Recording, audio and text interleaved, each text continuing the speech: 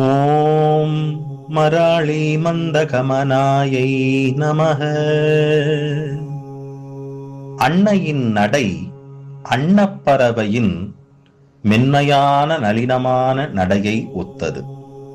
ஆனால் உண்மையில் அன்னப்பறவையே அவளின் நடையை பார்த்துத்தான் நடையை கற்றுக்கொண்டது.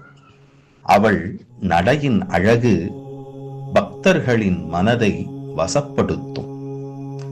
சௌந்தர்ய லஹரியில் ஆதிசங்கரர் கூறியபடி அம்பாளின் அரண்மனை வாசலில் அன்னங்கள் அவளின் நடையை பார்த்து தான் நடையை பழகுவதற்காக காத்திருக்கின்றதாம்.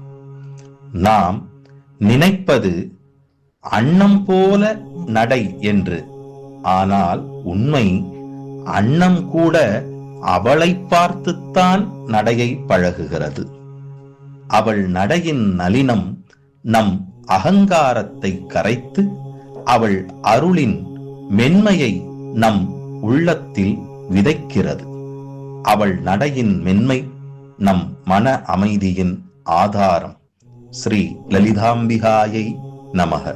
த்யாயே பராமம்பிகா.